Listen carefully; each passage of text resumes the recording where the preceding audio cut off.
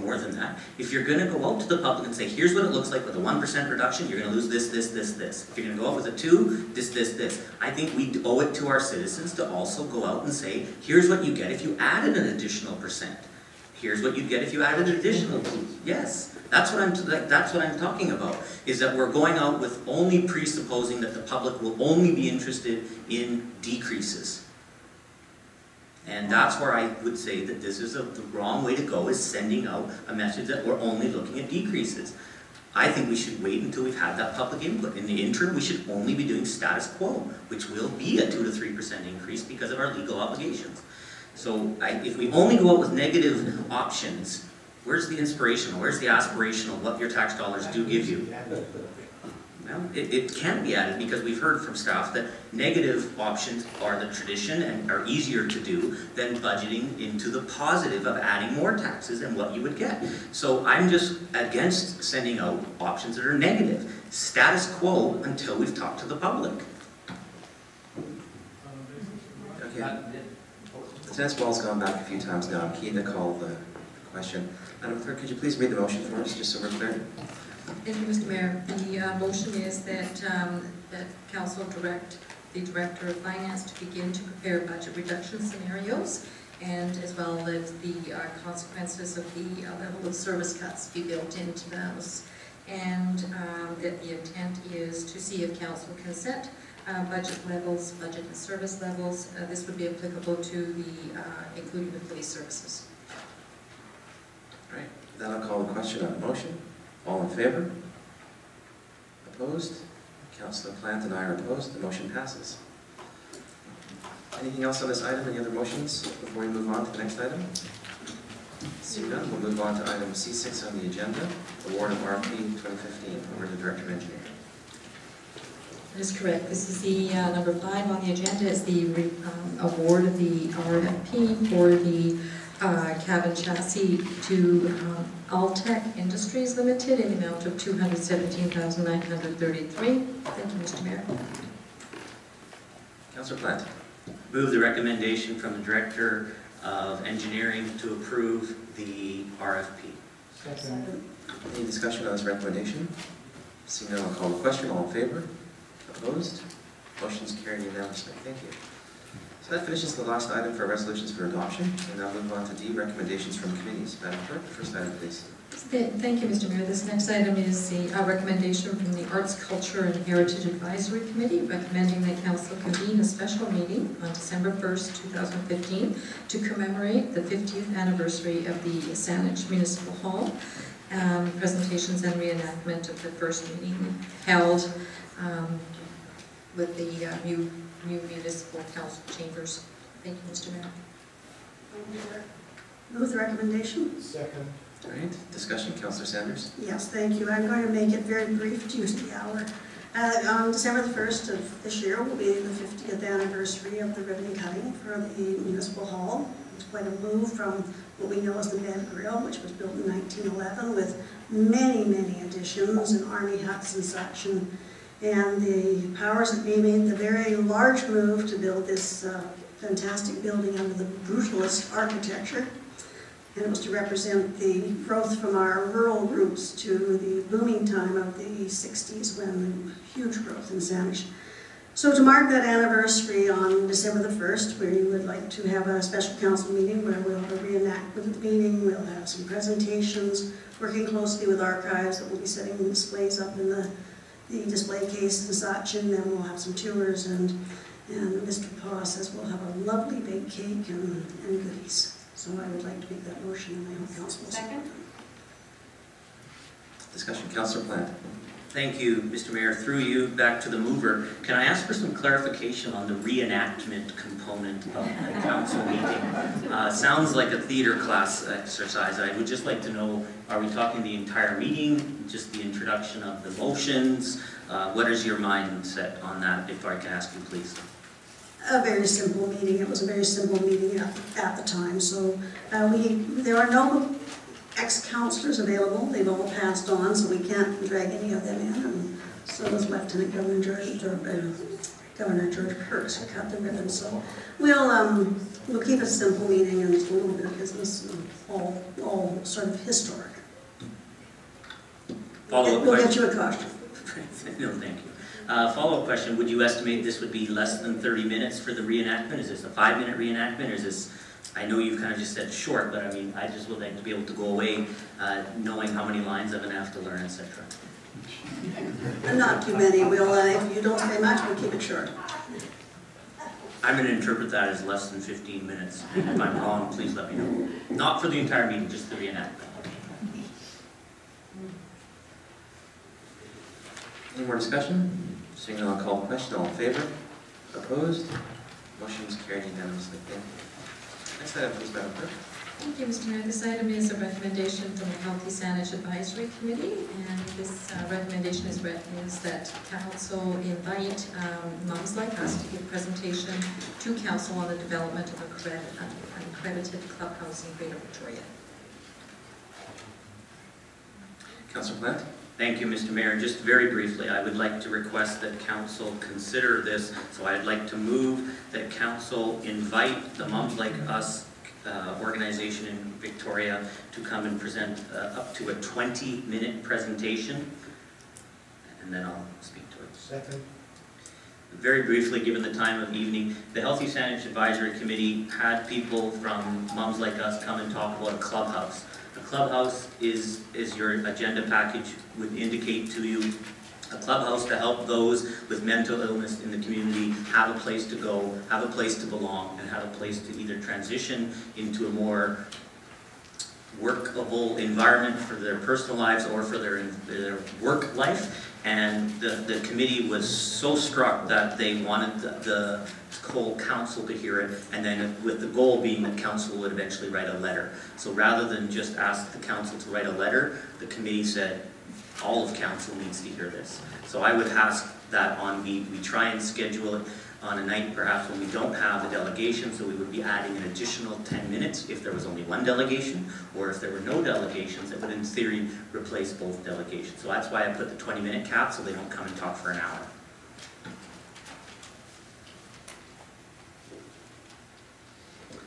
Just so you know that Moms Like Us came to the police board a number of months ago, and I think 20 minutes would be appropriate based on the presentation that I saw. Okay. Any more discussion on this? Read the seconder, Madam Clerk. Yes, we do have a seconder. Great, all right, then I'll call a question on that. All in favor? Opposed? Motion's carried unanimously. Thank you.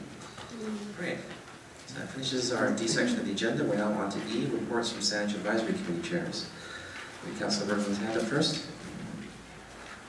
I do have a question, being that we still have a meeting after this meeting, could we postpone the reports for another night? Second. Is that possible? I think that's a good idea. I'm an IDOL, so it's okay with me. Councilor Haynes? I'm not going to talk to that. I agree. Okay. So call the question on that motion. All in favor? Opposed? Motion's carried unanimously. Move adjournment.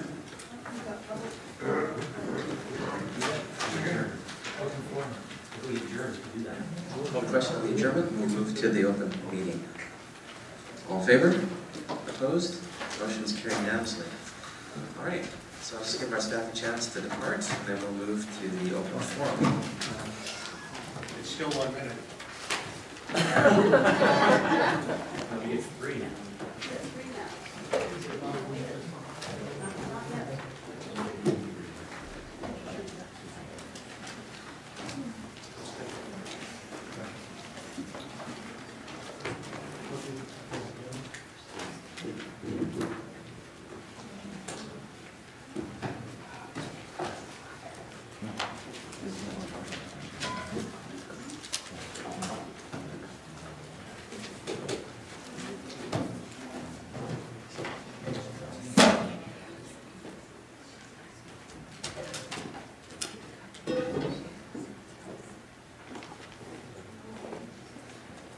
You realize this is Article 67.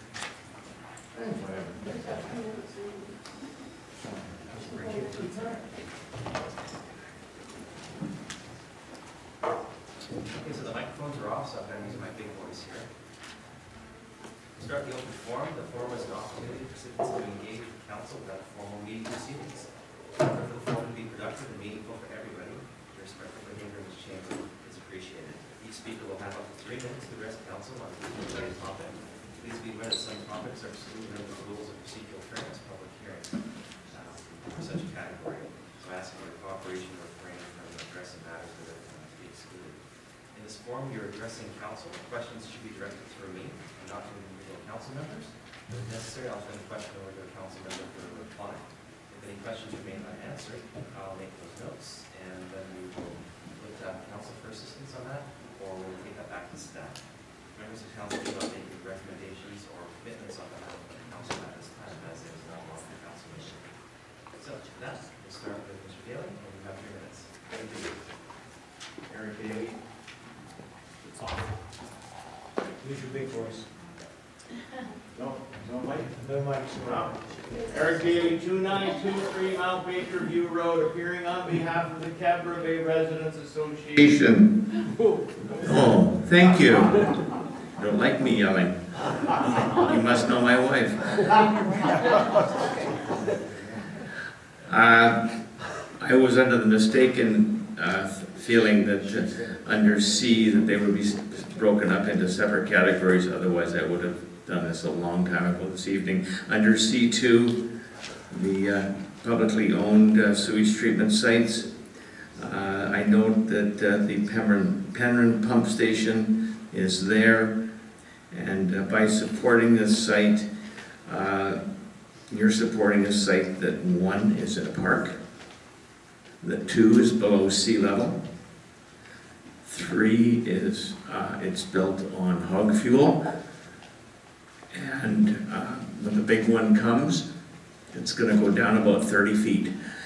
So we're going to be monitoring and watching this very closely as this goes through the process, and we have a couple of volunteers that attend the meetings, and they will be reporting back. But we just wanted to remind everybody that that's not a place where I'd want to even build a house for my mother-in-law. Thank you. Thank you. Thank you for waiting so long to give that comment. This has been a very, very long council meeting.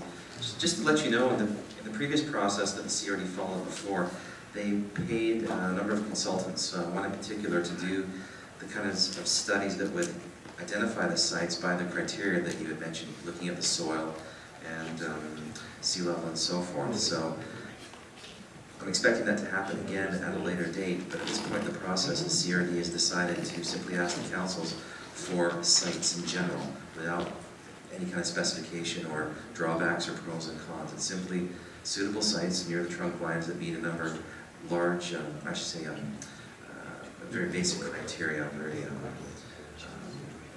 and not so much detail. So, just so you know. John? Good evening, Mayor and Council. My first comment is it's 10:52 p.m. and I think if we're trying to encourage public participation, it's a little too late for this session. So maybe we can do something scheduling-wise to improve that down the line. I want to speak about the process of the search for the new Saanich CAO. And I want to thank Council. I think you asked for all the different stakeholders to be consulted, and as chair of Saanich Community Association Network, we were invited to meet with the consultant. And we met with them last Tuesday before the meeting. I consulted the member groups of SCAN and got a pretty good bundle with suggestions of things that should be looked at for qualifications.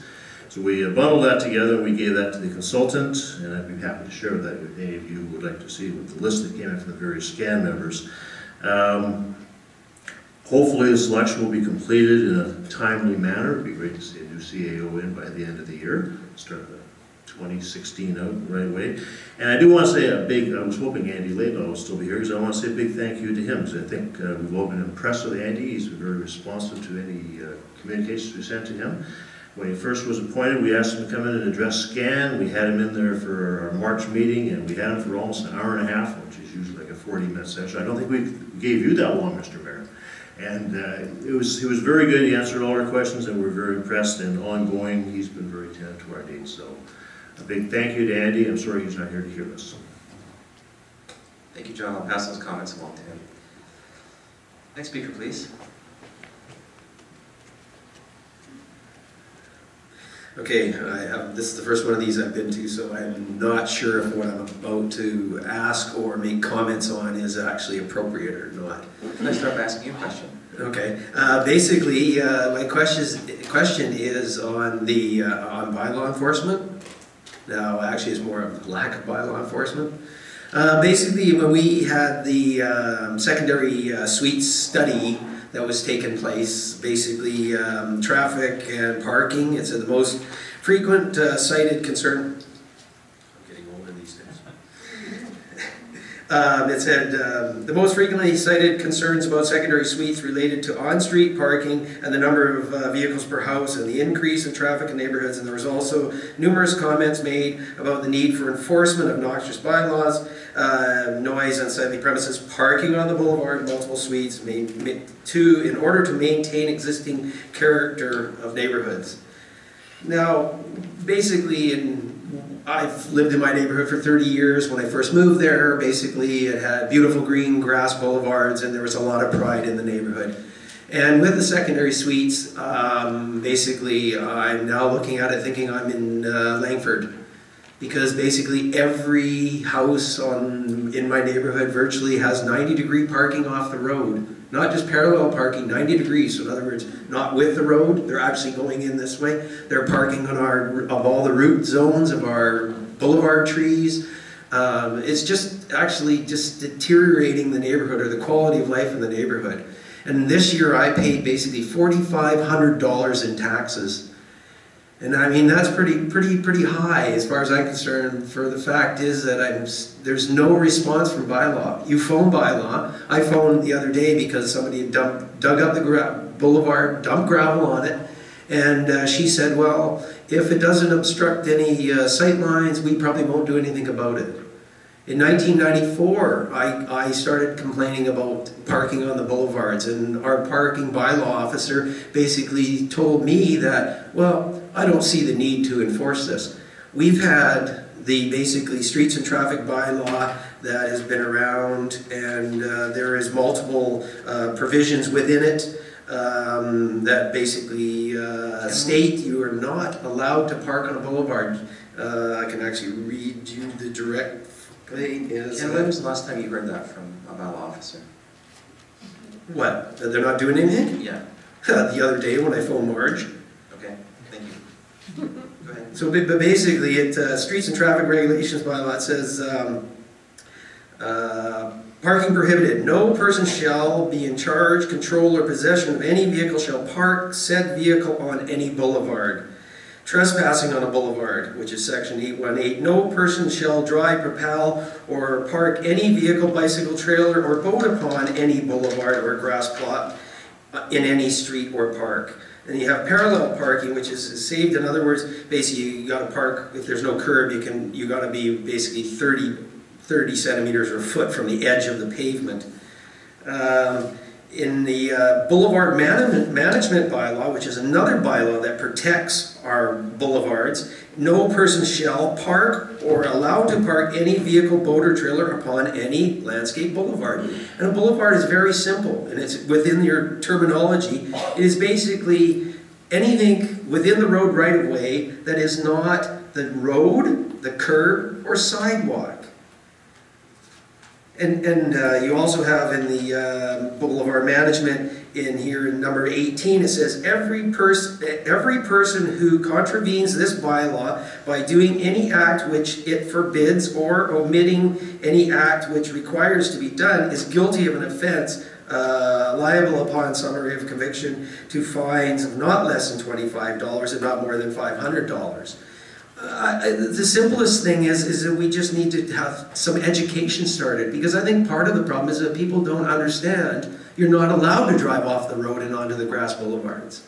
And the fact is that people aren't complying with the boulevard or with the suites issue. So in other words, there's no enforcement of the bylaw parking being taken care of. And I have another one that I phoned, and they had dug up, this is on the other side of the block, they had dug it up and completely graveled basically almost half of the front of their property line, and it's all road boulevard. And when I phoned inspections told me that, yeah, they have a permit out for their suite, but we don't know who's going to look after the boulevard portion of it. So in other words, inspections doesn't even look at the boulevard part of the parking. Because the requirements say that you're supposed to be off one additional site on your property. Okay. And driveway access is that it has to go all the way across the boulevard to get onto the property. So I mean, I'm just getting basically disappointed in the fact that we're just not, we're allowing our municipality to degrade. And you look at it, even Darwin here when you come down it, how many people are all parked up on the boulevard, off of the road? I just think that we should start moving forward on a simple education program to start educating the people that live in this municipality that we have these long-standing bylaws that permit you from parking on the boulevard to protect the boulevards, the boulevard trees, and the character of our neighborhoods. I just would like to see some movement forward because, like I say, since 1994, I have been asking for boulevard protection, and just it's constantly the same thing. Even when the police come, they came and there was cars parked in the wrong direction, which is a municipal or a Motor Vehicle Act violation. And the police officer drove up, drove away, so I ended up phoning back to dispatch, and then the police officer phoned me back, and I said, so what took place? And he says, well, I'm not going to call the people out at this hour to have them turn their cars around. In other words, the police don't even understand that parking on the boulevard is illegal here in Sandwich. Or there is rules to saying you're not allowed to. So I just like to see some movement in education so that we can clean up our neighborhoods so that we don't start looking like Colwood. Because this is not Colwood. And I'm paying a lot of taxes for where I live, and I just would like to see it look better than it is for what I'm paying. Thank you very much, Ken. Ken, next time it happens, would you email me at mayor@sandwich.ca or phone my office and let me know? And, sure. And I'll act on your behalf to make contact sure. with bylaw. I'll take this issue to the police board, and I'll have some discussions with the CA what we can do about education, what currently exists from the last time it was done, and share that with some of the councillors here that it can better inform me on the history. Because basically on my street, they actually did put in an asphalt curb, and it's amazing. The parking has actually stopped. But it's just the fact that they don't just park on the edge of the road, they totally drive their cars totally off the road and onto the grass and the decay of the roads, you know, it's terrible. But I'd just like to see some type of movement in respect to looking after our municipality. Great. Thank you. A question for the audience by show of hands.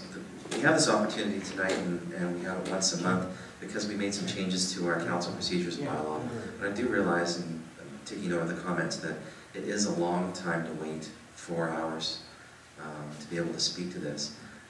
How many people in the audience would be interested in having this done on an alternate night or earlier in the meeting?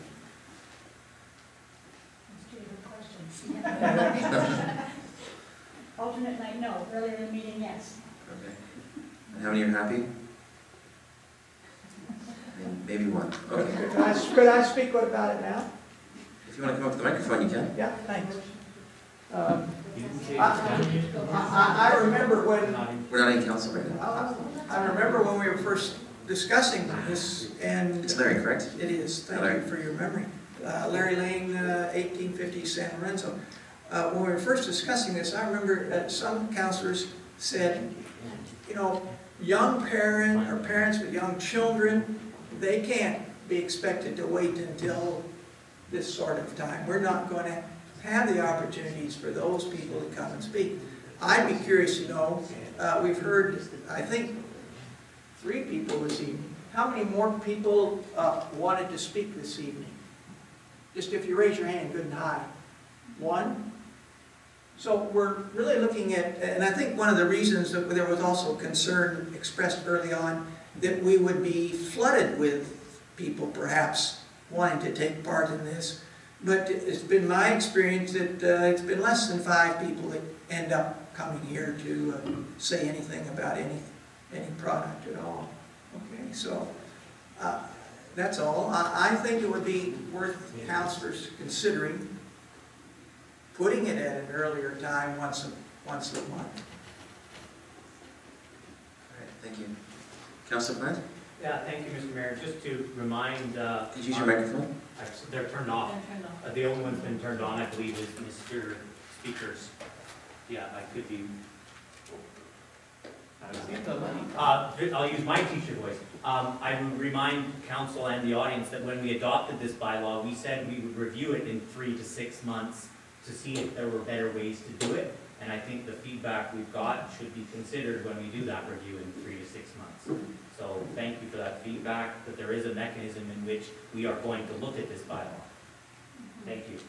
Great, thank you for that. I think we must have just entered the 3-month period. That's just my guess. I'll have to double check.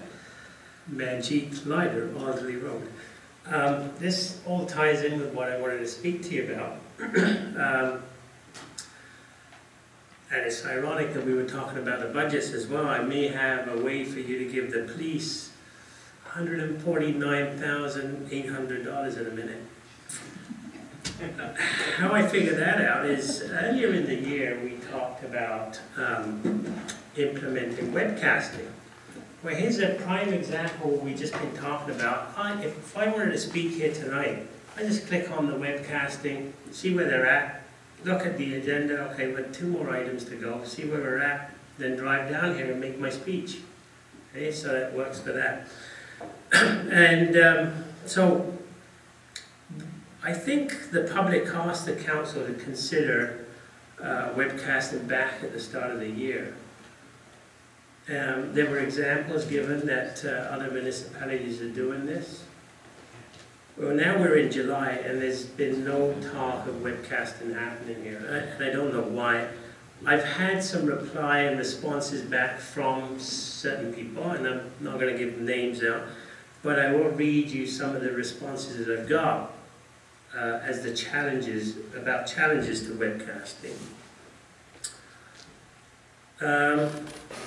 Current council configuration does not lend itself to a good webcast. What does that mean? Current council configuration. I'm thinking the organization of this room, where the tables are set, maybe. We are working with a designer. To design what? What are you trying to design?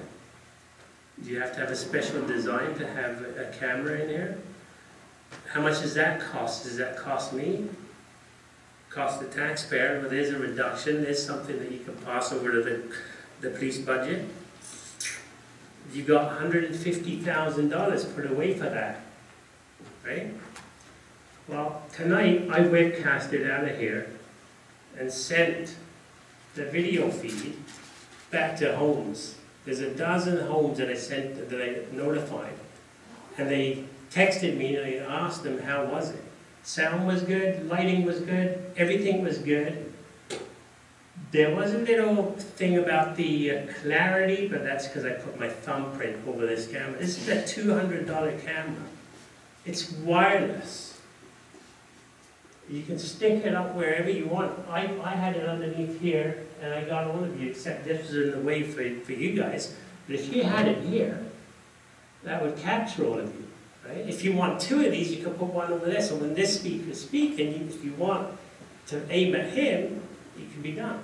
And it's a $30 bracket for this. So why the $150,000? I don't understand that. Give the police $149,800.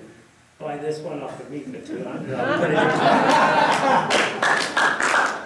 in. So you know, so electrical camera locations. I mean, if you really actually wanted to go better than wireless, you've got a Cat5 right here. You've got, there's nothing there, you've got the conduits right there. You don't have to go and break up a heritage building. Okay? So this one's a high definition wide angle camera. So if it was here, it would catch Councillor Saunders, it would catch Councillor Bryce and everything in the path. And it worked well.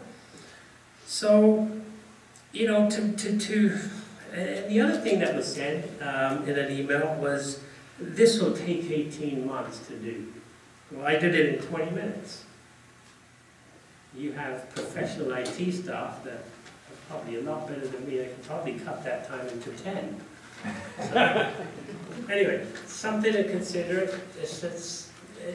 save some money and give it to the police.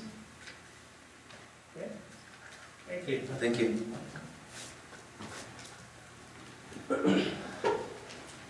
Just wanted to, Medina Jari, 1005 Leeds Place.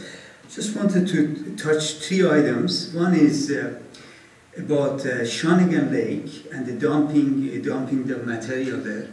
The Greater Victoria Water District Act, as I remember it since I was an activist in late 1980s about it and blogging, give you the right to protect and regulate any activity on the lands in Shawnigan Lake, in Jordan River, because all of those was seen as a future water supply when the Act was written. And the Act was written more than 100 years ago. So you have the right to regulate even the private landowners in those areas. So you have a standing to talk about putting toxic material in the middle of the watershed. That's horrendous. The second thing is about the CRD. I was reading some material about the sewage, and I see that one thing that we forget, and the politician always rely on the professionals, experts, mostly engineers. But they are only can be relied on when they don't have material interests, financial interests. When they have financial interests, you can't trust them, what they say, because they want the money. And many of the things happen around CRD. You see, Mr. Dwayne Kalinchuk come from Stantec to Victoria, working for CRD and City of Victoria, from Stantec.